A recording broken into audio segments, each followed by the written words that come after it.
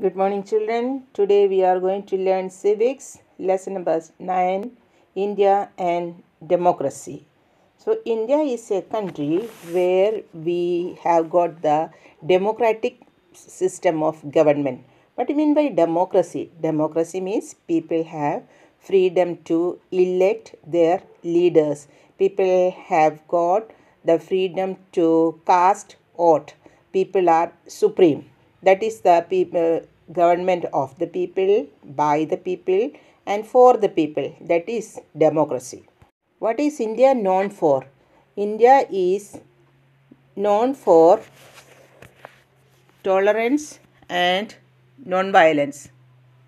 Even though India is a democratic country, we don't have the social equality. Still, in our country, we follow casteism, and the society is caste based.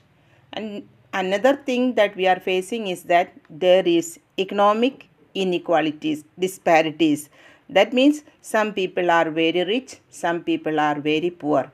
That is economic disparity, and there is no economic justice. These things to be maintained in democracy, but we are lacking these two things. What is that? Social equality and economic equality. Both the things are missing in our country, but we are democratic country.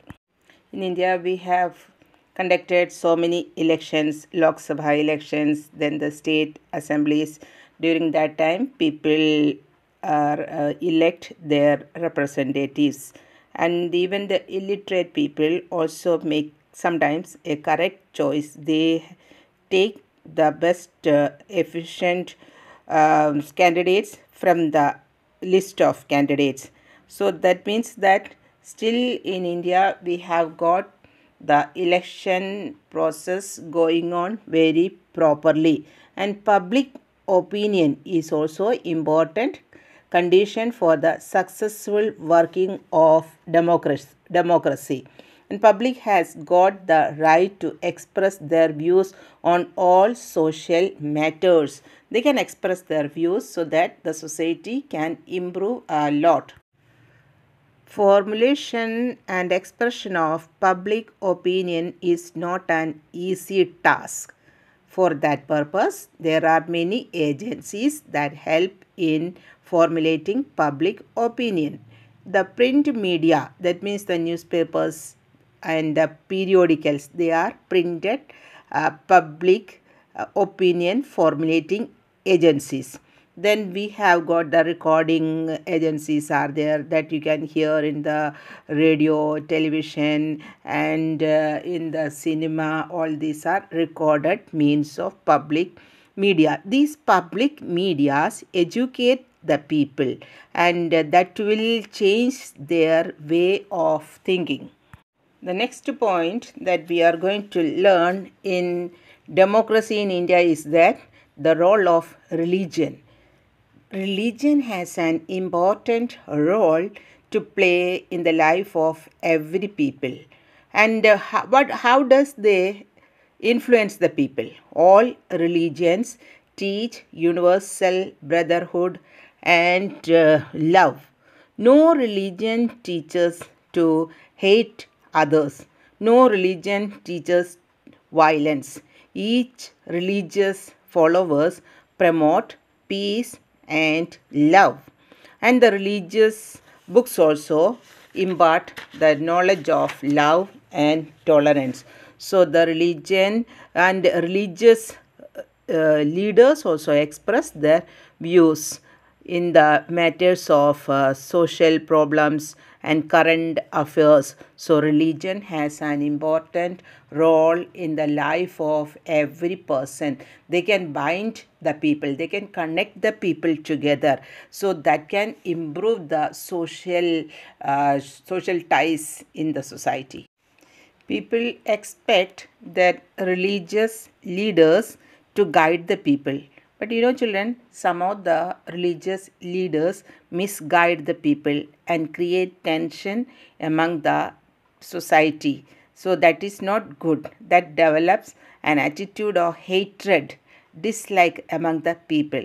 So these religious leaders can influence the minds of the people, and that they some of them advocate that hatred and intolerance that is very harmful for democracy. Such mischievous religious elements to be stopped that cannot develop democracy. So we are to, when we listen to the religious leaders also, we are to see that whether they are teaching, whether they are guiding us properly or not.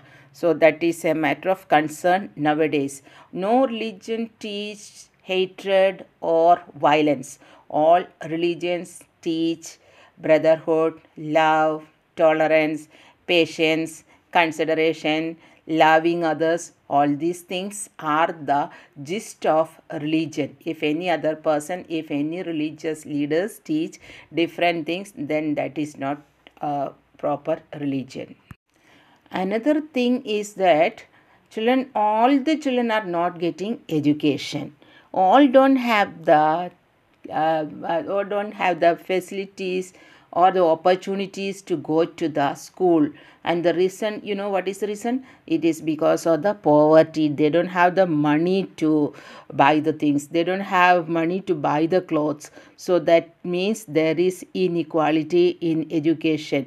But from the side of the government is arranging Sarva Suraksha Abhiyan, education for all. But still there are children who are not able to go to the school because of various reasons. So still our country is lacking in education, in financial field, in religious field. All these things to be overcome. In our country, there are so many social organizations which help the poor children to get education. Democracy believes in the capacity of every individual to take decision on matters of public importance. Now, what is the importance of, what is the society facing? For that, every person can express their view regarding the social problems so that it can be sorted out and solved. Democracy promotes liberty and equality and tolerance. But in the democratic country, you can see many undemocratic leaders who always imposes their ways of administration, which is very harmful to the society. They are dictator means one who imposes his own wish and will on others without the consent of others, that is harassing the people and torturing the people. Such undemocratic leaders are also seen in democratic country. Our constitution tries to promote justice, liberty, equality, and fraternity. They are of great value.